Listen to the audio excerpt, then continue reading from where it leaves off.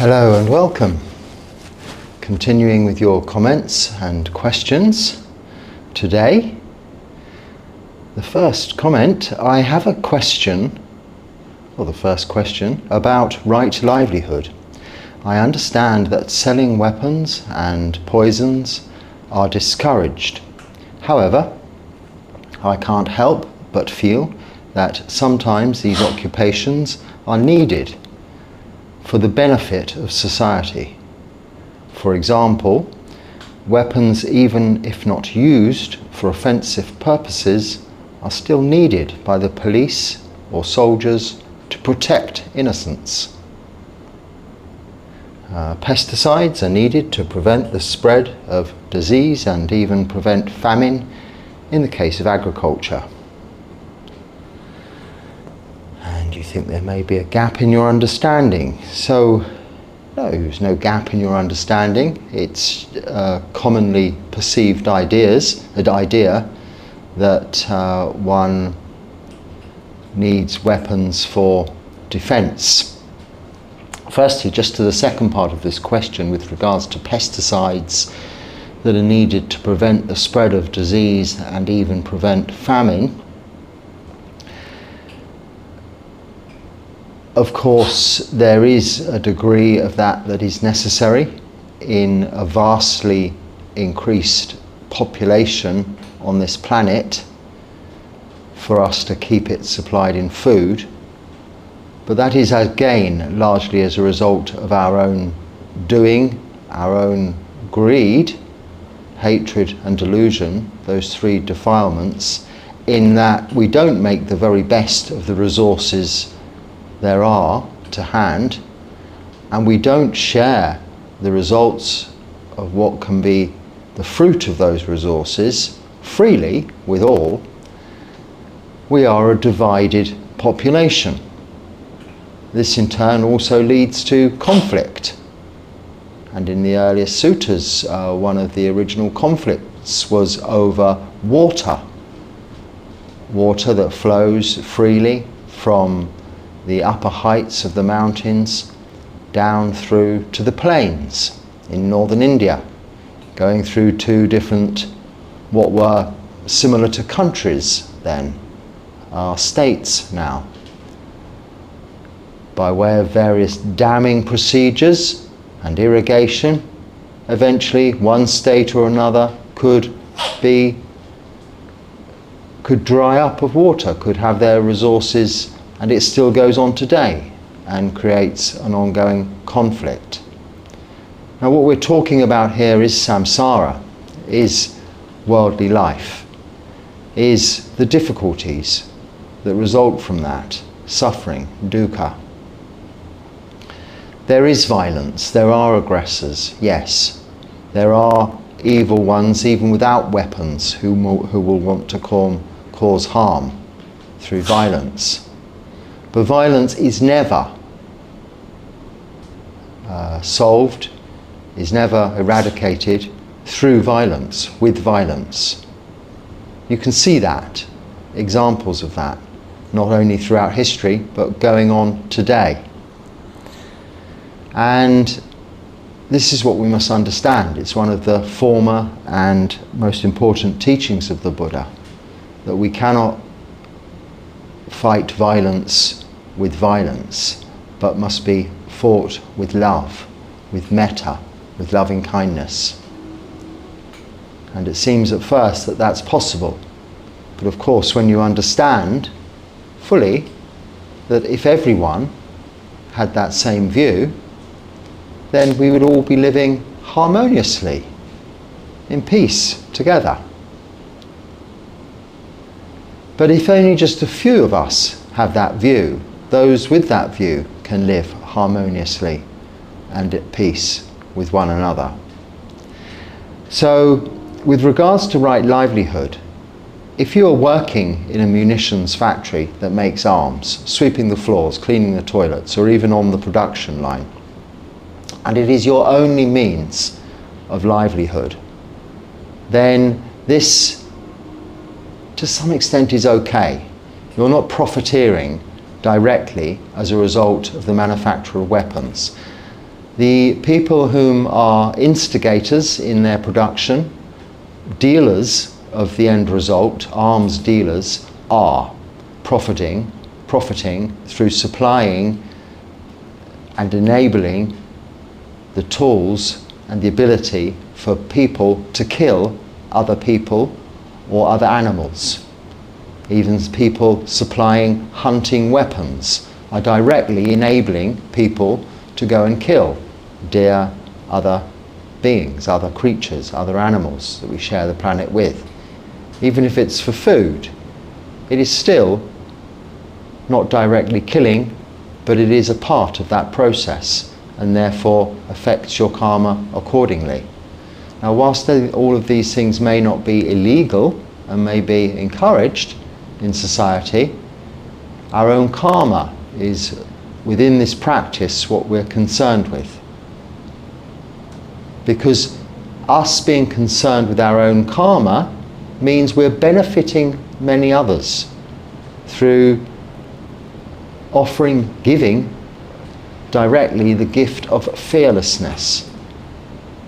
If we have hiri and ottappa, a conscience and conscientiousness of that conscience, a fear of breaking the precepts, so a fear of even accidentally killing, but certainly would not consider intentionally causing harm, then we are protecting ourselves from causing harm, either to ourselves or others, but we're giving the gift of fearlessness to those around us. That's partly why I'm surrounded by cats here, but many other creatures throughout the day. They know it's a safe environment. And not everywhere, for wild creatures, most cats here are just wild. Not wild in their nature, of course, but they don't live particularly in one home. They don't have household cats so much here. Where they feel comfortable, where they feel safe, is a place where they tend to just go to. So with regards to livelihood such as guns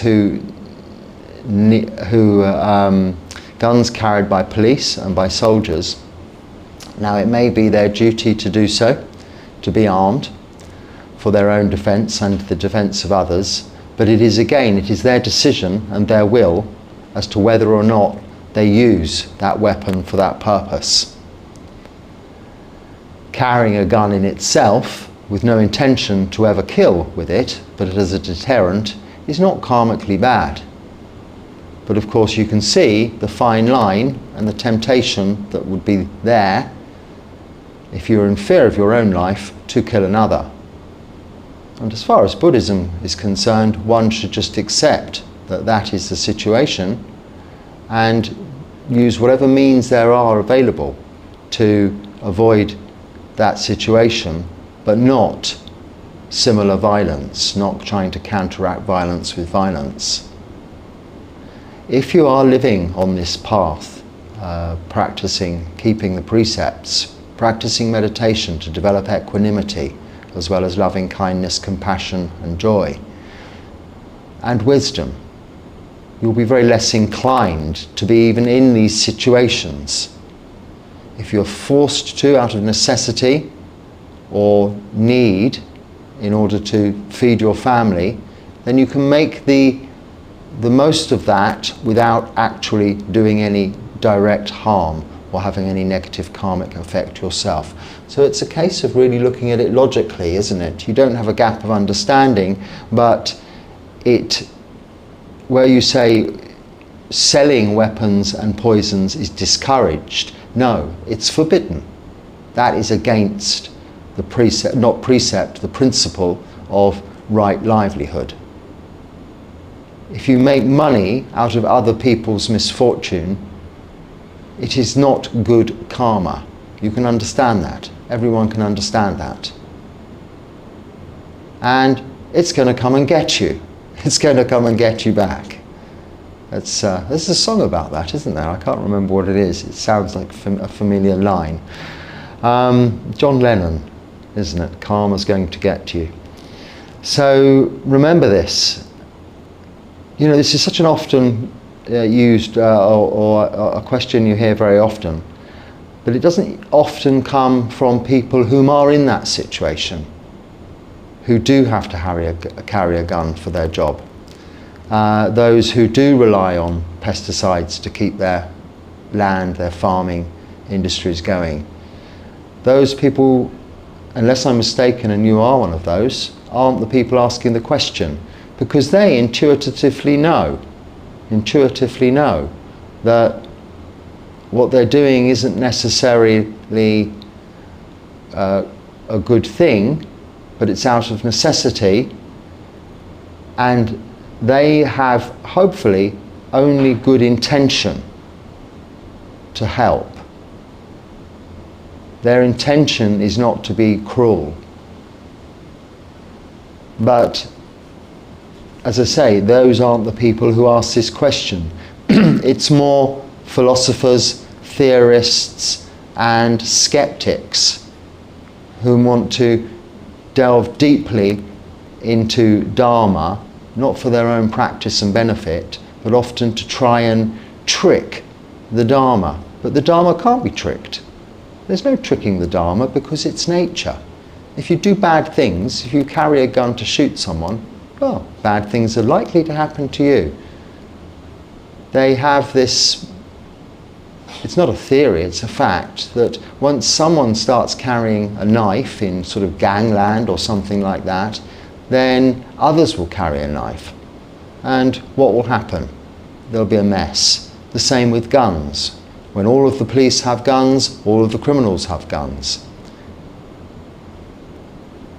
If all of the criminals have guns and the police don't have guns, I can see an imbalance there, but by the police having the guns, it only encourages it. Now, I'm not getting into a who has guns, who doesn't have guns, and even are guns necessary discussion or debate, because again, it's not to do with what we're talking about here, which is the Dharma. That's a completely irrelevant discussion. The Dharma is very clear. Killing, that is the first of the 5 precepts. Any living beings. It shouldn't be done. To some extent, pesticides, and I'm not qualified or I don't know enough about it to know how they work, but I'd like to think that a lot of the way pesticides work is it discourages the breeding and the multiplication of the pests, or keeps them away. Much like I have a mosquito coil burning in the corner of the room here, which doesn't harm the mosquitoes, but it keeps them away. Likewise, crops can be treated in such a way that pests don't eat them, don't breed on them, don't damage them. They're kept away without necessarily killing them. And people working in institutions that are researching such means and developing such things are, in effect, working karmically good work to help even those tiniest of sentient beings, which are by no means insignificant because they are part of the whole eco-culture, aren't they? Okay, so moving on. You see, I've been joined by a fellow being of the jungle. Not so much a jungle cat, are you? They're a little confused, the cats here, because I'm still recording these talks very early in the morning. So the lights are going on, the light is going on for that purpose early. And in accordance with that, I have to give them their little bit of food early. Otherwise, they more than one will be jumping all over me. So if I'm talking, if I'm sitting in meditation, they just sit like this. This one, Spotty Dotty, as she's called, seems to be very interested in the phone that you're watching me through. I think it's because there's a little green light there. I've gone off track now. Here, where are we? Right. In the practice of generating metta, friendliness, loving kindness, why does the spiritual friend need to be alive, a living being in the present? Well, much like this cat here, a living being, can appreciate loving kindness, compassion, and mudita from me, which I freely share with all beings, metta.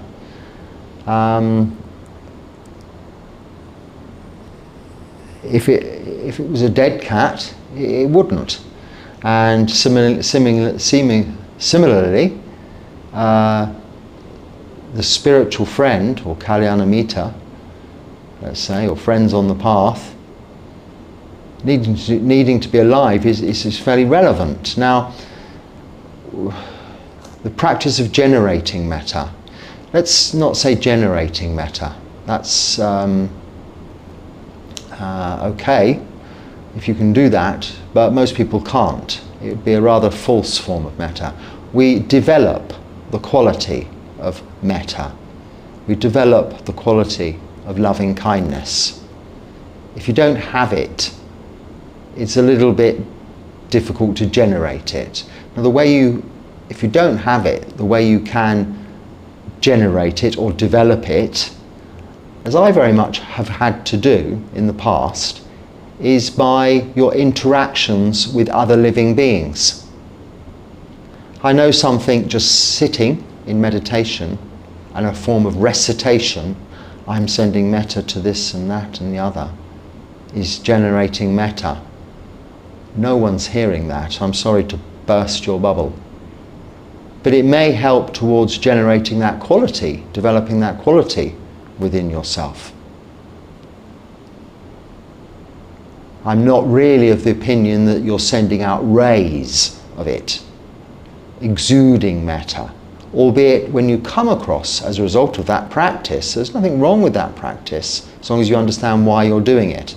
You're doing it to generate or to develop the quality of metta so that when you come across beings, they naturally feel safe with you, feel happy in your presence, whether they know they're feeling the metta or not. They are. If you have aversion and hatred towards someone, they have a sense of that, a feeling of that. So we develop this quality of metta.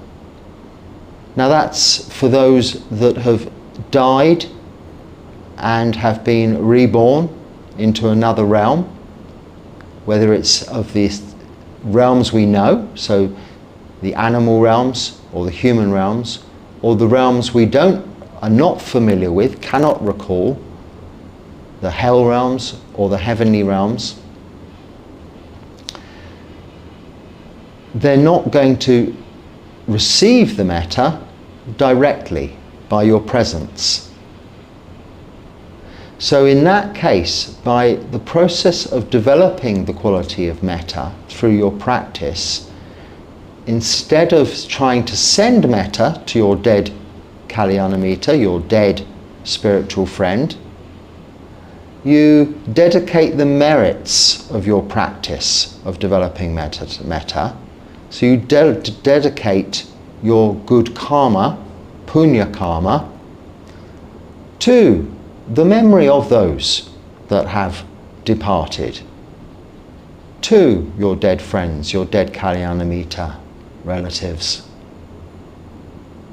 Now this, in whatever realm they may be, they can benefit from, in that you are sharing with them your intentions, you're dedicating the merits of your practice, and this is of a far more transcendent nature than the feeling of metta and the direct application and response of the developed quality of metta that can be experienced with those friends, kalyanamitta, or relatives that are still with us. So in a way it's the same thing, but it's a dedication of the merits of that practice, metta practice, rather than thinking that the practice is reaching the dead relatives. If you want to, in your mind, in your thoughts, remember your relatives, talk to your relatives, as we do, kindly. Well, as we do, I don't. So as people might, then this is okay. It is something that's helpful for you also to develop wholesome mind states and reduce unwholesome mind states. It is a tool. But again, it is the development, it's that practice, the merits of that practice, the sharing of those merits, dedication of merits, your punya karma, that you can share with those.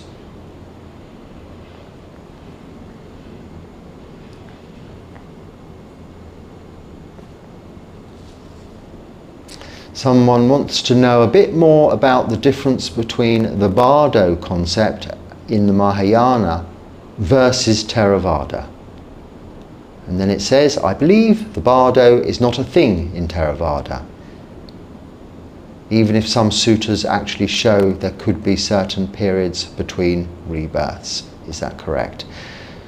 So I'm not quite familiar enough with the particular suttas that mention the period between physical body and thinking brain death and rebirth.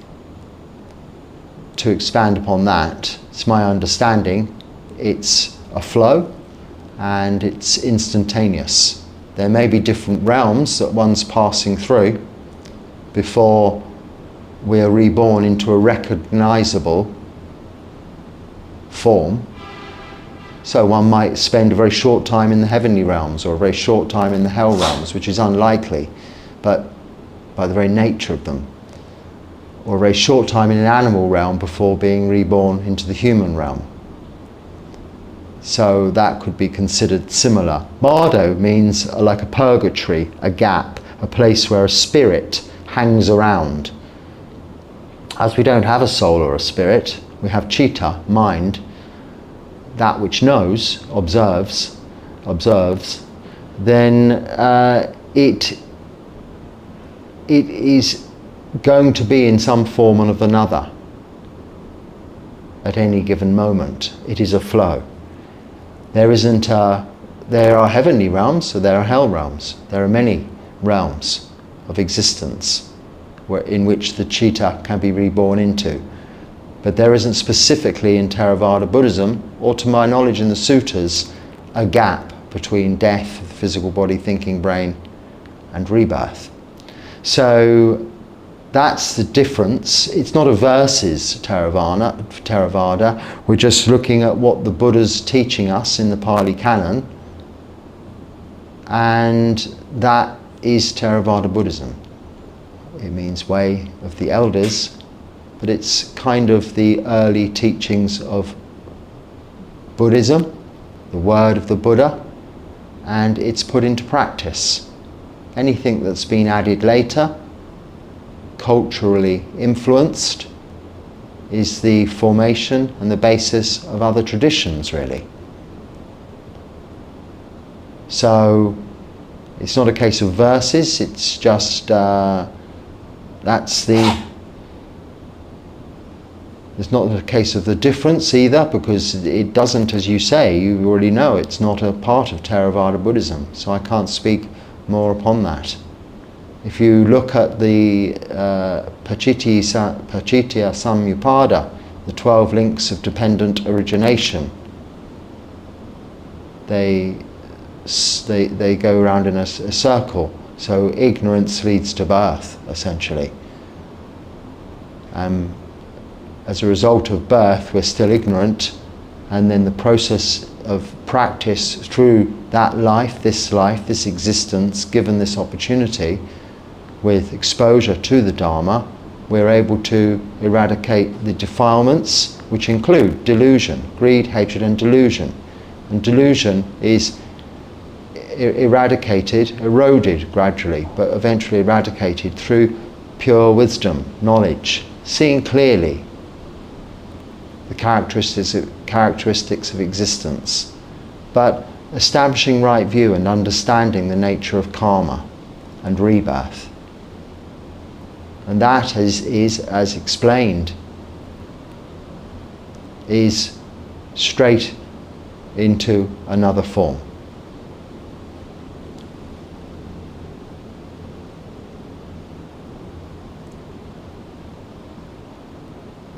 So, could you explain why you went into monastic Buddhism and moved away from Tibetan Buddhism?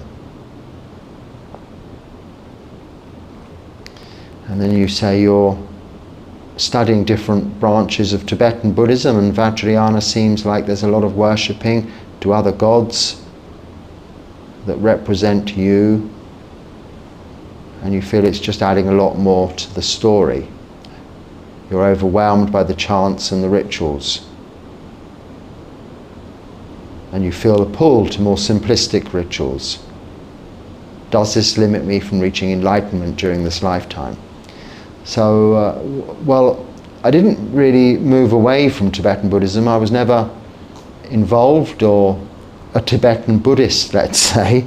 It was what I'd heard of when I first looked at Buddhism, because we've all heard of His Holiness the Dalai Lama being a major figure in the world, and a very peaceful and charismatic and noble individual. But on looking into Tibetan Buddhism, as glorious and attractive and aesthetically pleasing as it seemed to me, and as well as that, originally my perception of their lifestyle, of their sort of yogis living in caves in the Himalayas, and the stories of Padmasambhava and Milarepa were very appealing as lives of renunciants who, having gone forth, really come to attain to enlightenment through what are some quite ascetic practices in the modern day, but still on the middle path. But yes, as you say, what I soon discovered, there's a lot of ritualistic chanting and also a lot of activity. There is a very strictly written down in their own system of scriptures and teachings and rules, we call Vinaya, which is their own path to enlightenment, which is very strict and takes very many decades to progress on. And I would by no means argue that that isn't a very structured and possibly effective way of becoming free from suffering and free from rebirth in this lifetime. In other words, in becoming enlightened. But it is very complicated, it is very long-winded, and it is very difficult. Coming from a Western culture into that, it's later in life, and it is more designed for the younger practitioner whom is coming from a family at a very young age and joining a monastery to learn all of those teachings in that language, those different languages, and study the scriptures and do all of this learning. It's like the intellectual way to enlightenment, as well as a practical way to enlightenment.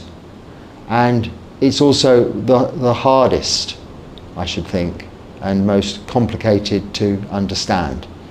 So it didn't attract me in that sense, because this is not what the Buddha did, is it? The Buddha simply left the household life, practiced asceticism for 6 years, and found it didn't work. So he did that bit for us, which is great.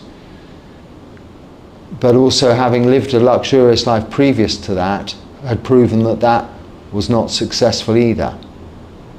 So by his work, we can benefit through his teachings to approach the Dharma and practice the middle way, the Noble Eightfold Path.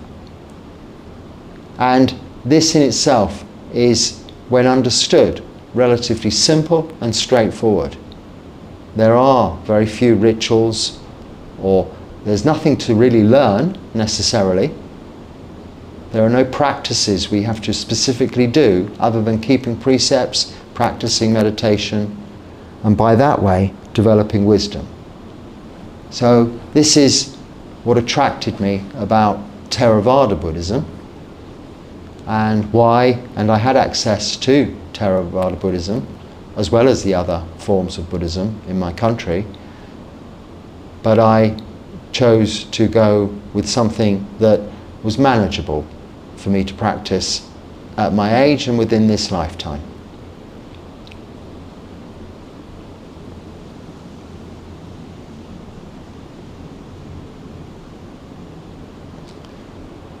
So, this question.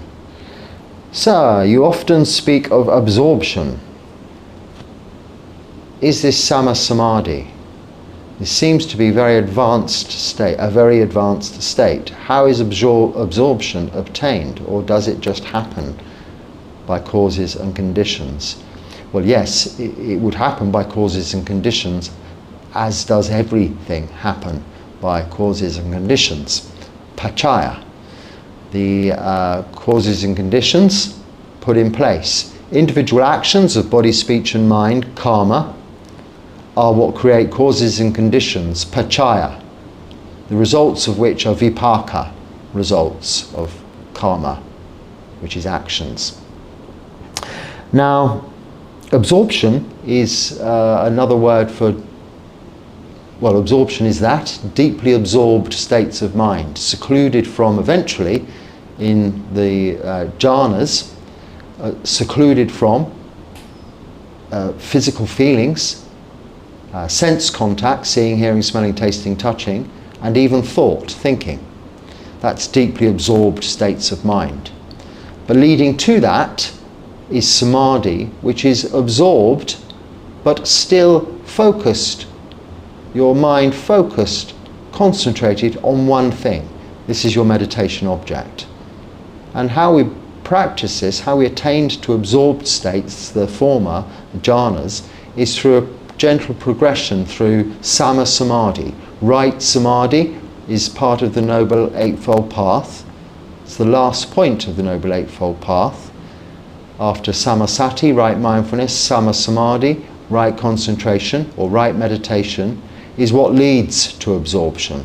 So absorption isn't necessarily sama samadhi, but it's a part of sama samadhi, resulting from sama samadhi, resulting from right meditation.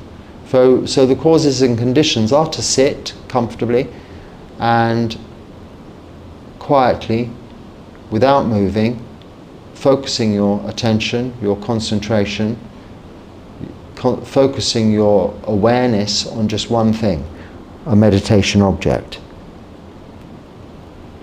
The breath, breathing in and breathing out. Not counting, just knowing the breath. If it helps you count on inhalations, exhalations, to begin with, this is like floats or stabilizers, assistance to balance or float, to get you going. This is all sama samadhi, right meditation, right concentration, which will lead to absorption. But absorption is simply just that. The mind deeply absorbed in meditation, eventually becoming secluded from sense contact, which is bodily feelings, and mental thoughts, proliferation.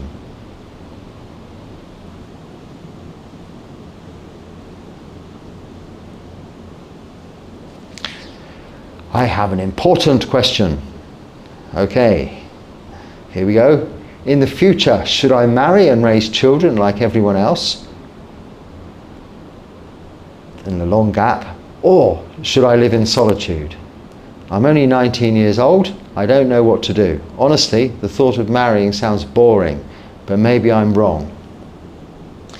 Okay, some would say the thought of living in solitude would be boring. You're only 19 years old, but that's okay, that doesn't matter. Age is relevant, but we have as many things against us when we're much older, if we're, against us entering monastic life, a life of renunciation, which isn't necessarily solitude, I must hasten to add, as when we're young. When we're young, we have the defilements which are stronger, but when we're older, those defilements may not be as strong, but they're somewhat reinforced by habit. So it's neither one way or the other. It swings and roundabouts, if that makes sense. But it's just as difficult for older people to ordain as it is younger people. But we have longer when we're younger to approach this, to make these decisions, to learn from our experience in life. If you've finished full-time education and you're working, then now is a good time to be thinking about this. If you're still in full-time education, and depending on where you are and where you're from and what your cultural background and societal expectations are, it might be appropriate for you to complete that, as you've invested, or others on your behalf have invested a lot in your education for you. So I'd never discourage people leaving education early unless it really doesn't suit them, but continue with whatever it is you're doing. But if you have the freedom and opportunity to do so, go and spend time in monastic institutes, in monasteries, or with people in Buddhist organizations, if it is Buddhism you're interested in. But if it's simply a life as a hermit of solitude and not having any relationships, which is what deters you from the idea of marriage, then go and try that on your days off. Go and live alone in the forest, in empty buildings, in caves, wherever you may find the opportunity to pitch a tent and spend time alone. Try it out, see what benefits you, what leads to you feeling more content, because it's contentment that leads to happiness. Things are always changing, anicca, things are unsure. You may meet someone that draws your attention, you may enter into a relationship. These things don't have to always end up in marriage, but you'll begin and find it more easy to make these decisions when you step onto the path of practice, when you begin practice, if you haven't already done so. So if you're keeping the 5 precepts and you're practicing meditation every day, this will start to develop wisdom, to know which is the most suitable path for you to take in the future.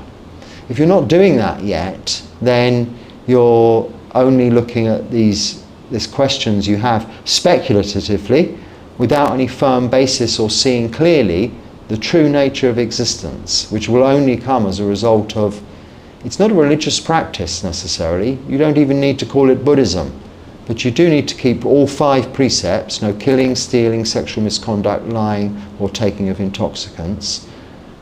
There's plenty of me talking about that on all of these talks, so please watch all of these videos if you can, or as many as you can, which are a real practical application of Dharma in everyday life, as well as sharing my experience of the practical application of Dharma in monastic life, which too, in my case, is a life of relative, not complete, relative solitude.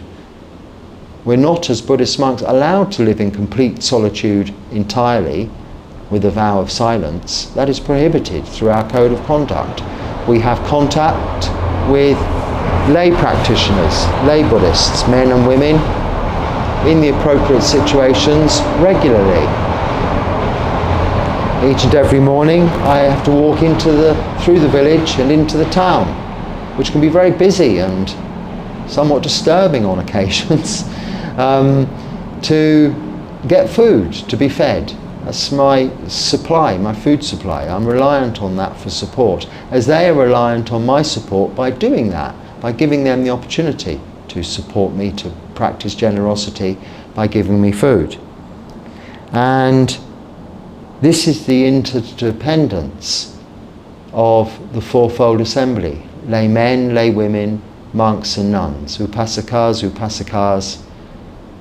bhikkhus and bhikkhunis.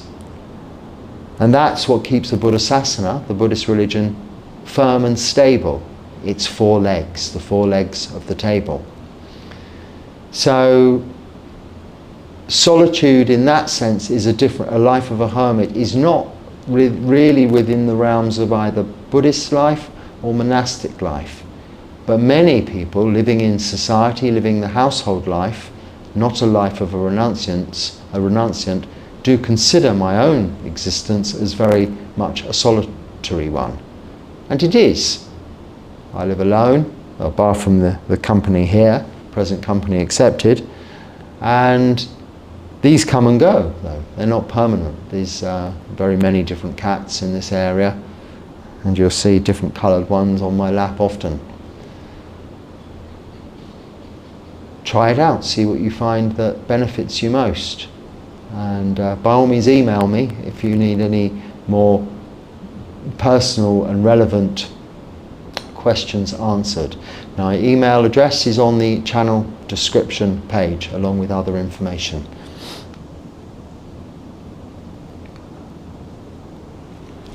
How do we know nibbana is a desired outcome when we die?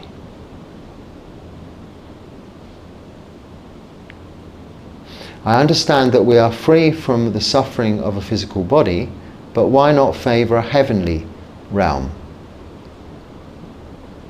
where it's pleasant all of the time? You can, many do favour a heavenly rebirth. That's your preference. So when you practice, you will come to experience deeply absorbed states of meditation.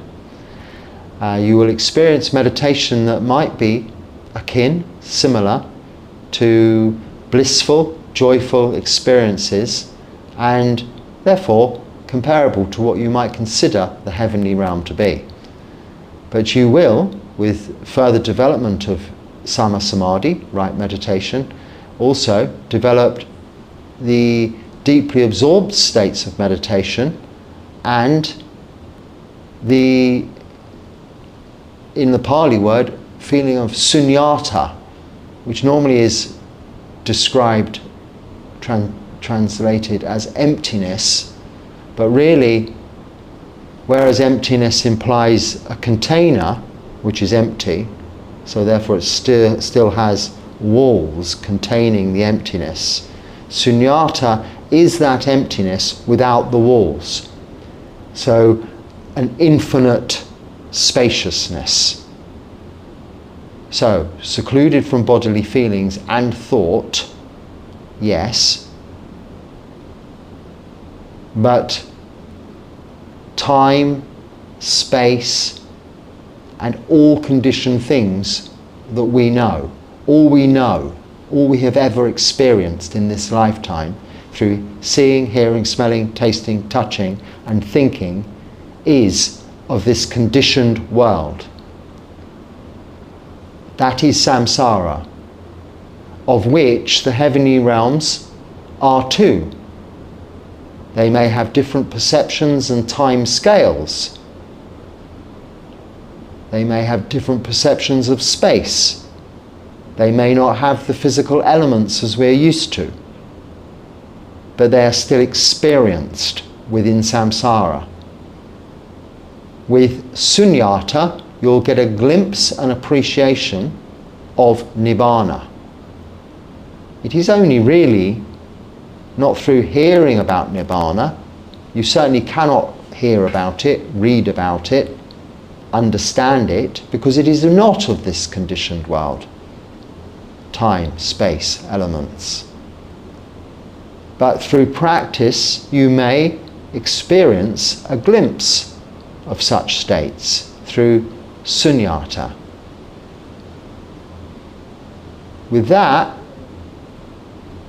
you will want that experience to be your goal, if you like, for attainment after death, rather than a seemingly endless to us because of the time perception and difference of the heavenly realms, which also are not permanent, also are not ultimately satisfactory, even if pleasant and joyous throughout your entire time there. They're not permanent, so it will come to an end, and also out of your control. Anicca, dukkha, anatta. It's still samsara, subject to anicca, dukkha, anatta. So you're still in that cycle of rebirth. And who knows, through the karma of previous lives, you may attain to birth in the heavenly realm, but you may still be having to experience birth once again. You will do, in order to attain to nibbana, probably need to experience birth once again in at least the human realm, and go through this whole cycle of rebirth again. So the reason we desire or have the intention to attain to nibbana and not some other realm of samsara is it is the end goal. It's the finish line. It's the ultimate. It's the purpose of this practice, to become free from suffering in this lifetime and no future rebirth. But if you keep practicing, no one will need to convince you of that. You will experience a glimpse of that yourself and know why.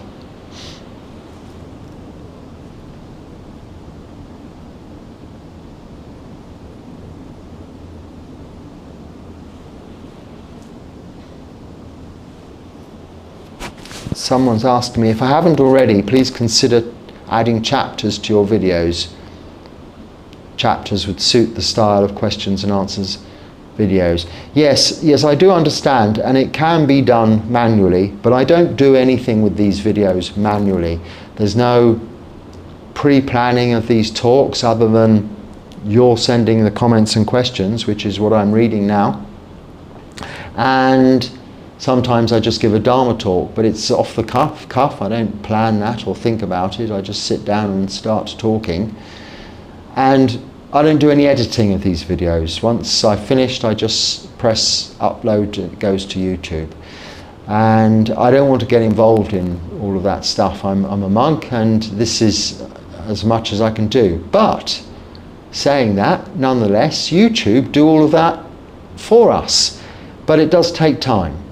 But I'm pretty sure that if you go back through the questions and answers playlist of these talks, you'll find that some of them, if not all, have already been chapterized. They have chapters. Now, they won't necessarily relate to each and every question in the right order, and so on and so forth. Now, also on the other hand, I'm talking freely here. Your questions, your comments prompt what we're talking about. But the conversation and the topic is going around in a circle, and without pre-planning the comments that I read in any particular order, or questions, not knowing what's coming next, I'm reading them from your comments raw, if you like. It's a natural flow. It isn't a specific questions and answers. I want to look up one particular question, I'll go to this talk and read that question and get that answer. That's what Google's for. Use Google for that purpose. I can't provide that, I'm afraid. The aim of these talks is to bring a Dharma talk, but in a form of a questions and answers session. So it's a bit of a free-for-all, but it's more relaxed. It isn't specific always. I'll answer one question, and then through answering other questions, come back to that question, sometimes time and time again. Others pass straight through with a quick yes or no answer. That's just the nature of the way this channel has developed, naturally, organically, and that is a result of you sending in these comments and questions which gives me conversation, matters to talk about, questions to answer, comments to discuss. It isn't designed to have an index. So I guess that's perhaps why not all of the videos, if you go back, and I haven't looked, go back in the history, have been chapterized. It's the same answer really for subtitles. I mean, the different languages, again, it's all automatic. But you know, I'm not a video editor or even a YouTuber. I'm just a Buddhist monk. And this is as much as I can offer for now. Well, it's as much as I will ever offer, unless someone else came and did it all for me. But that would also be a little, that interaction, that involvement would be not necessarily conducive to my practice. Maybe one day there'll just be in the meditation hall a camera there already. I'll go and sit down, do my normal thing and go away again, and then someone will take it away and it'll all be done. But I can't see that happening in a hurry without a conversation, meetings, discussions and interruptions really, involvement in worldly life, things that I'm not involved in. The reason this has developed organically and naturally, this channel that is because it's so simple. There's just a phone on a whatever it is, a pile of books or a flower pot, whatever's convenient at the time, with a microphone and your comments and your questions. And a cat today.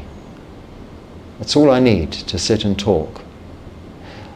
It's not to say that these videos are there's no copyright, there's no licenses, everything's free for people to use and do with what they wish, anywhere they wish. They can copy them, download them, edit them, change them, write on them, chapterize them, subtitle them. You can do all of that. That's up to you. This is my part, because this only takes me the time it takes for you to watch this video, and then I'm finished for my practice for the rest of the day.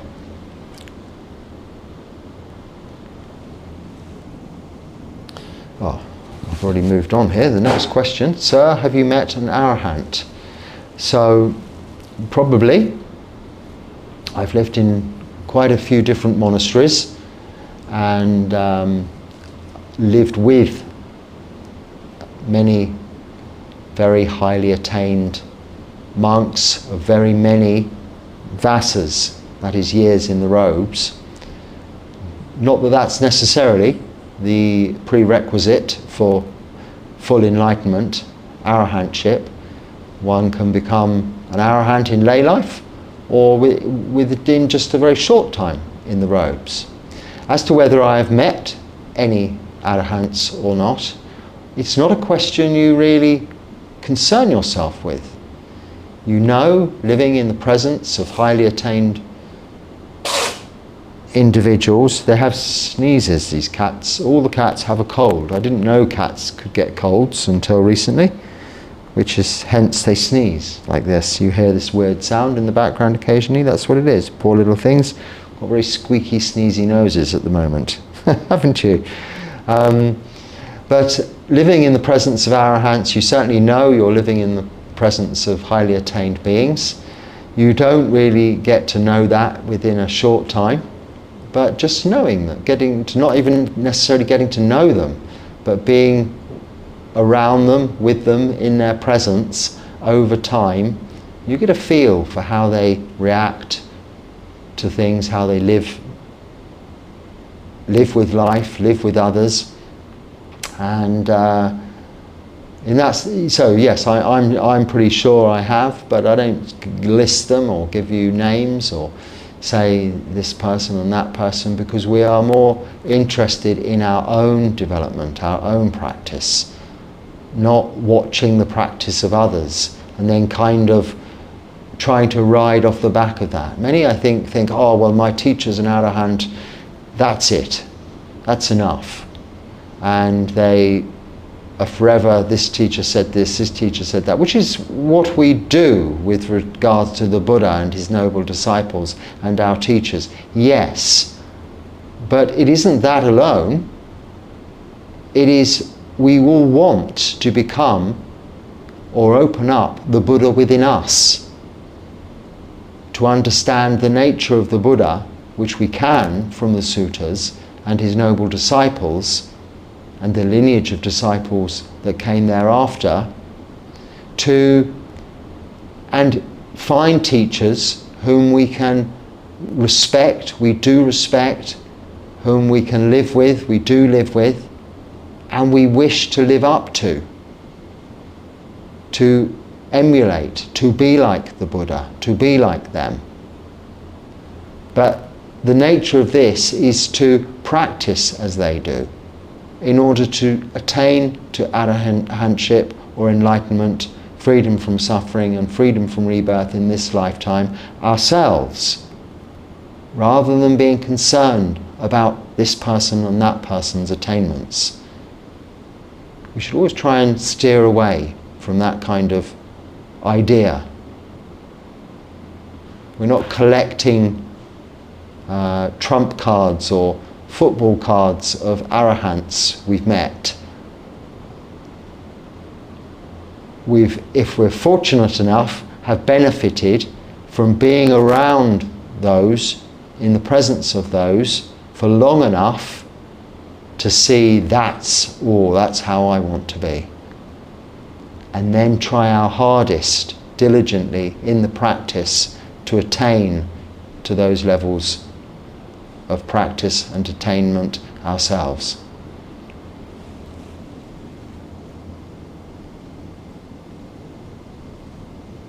Maybe one more question. This is one of those short questions, you see. What do you think about Hermetic principles? Well, I don't think about Hermetic principles. I must confess I'm not even sure what they are. So there we are, that's the answer to that. I'm glad he got up, because my leg was going a little bit numb there. Might not be able to stand in a minute. Yes, I mean, this isn't a discuss all different philosophies platform, because there are plenty of those, so you can find those on YouTube. This is just discussing the philosophies of our teacher, the Buddha, Siddhartha Gautama, the Sakyamuni, the Buddha we know in this Buddha Sasana, our teacher, and his Dharma, the teachings, and the Sangha, his noble disciples. And that is enough for discussion here, without comparison, without pulling it all apart and comparing it to other religions, other philosophies. I'm sure it's very interesting, very good, but yeah, not for here. I don't think about all of those other things. That's not to say I didn't previously, and how I arrived here at this point in time and this practice, but that having been done, having arrived here at this practice, I stick with it for this lifetime. And finally, when do we know that the knowledge we learnt is realized? Is it when the knowledge becomes internalized? So, when we can practically apply the information we have received to our lives, then I would say that we are using the information we have received, the knowledge we have received, to benefit us. So in the case of Dharma, just learning the Dharma by rote, off by heart, as you're kind of applying, isn't how we realize it. That is just gaining intellectual knowledge. Even being it's of a it's a good action, it's good karma to internalize, to learn by rote, the sutras for instance, then great, you can share that with many others. But unless you put those teachings into practice, you will not realize the fruits of those teachings through practice. So it's always about not intellectual knowledge and learning, but the actual practice of the Dharma, the keeping of the precepts, the practice of meditation. That's what leads to Panya, wisdom. Not just learning from a book and making yourself intellectually knowledgeable. That is not wisdom in Buddhism. So I hope that addresses your question there correctly. If not, maybe rephrase it. That's as I understand what you're asking. And I think on that note, we'll hope that there's something useful there for you to use. If not, just let it go. Until next time, be happy and stay well. Sukhi Hotu.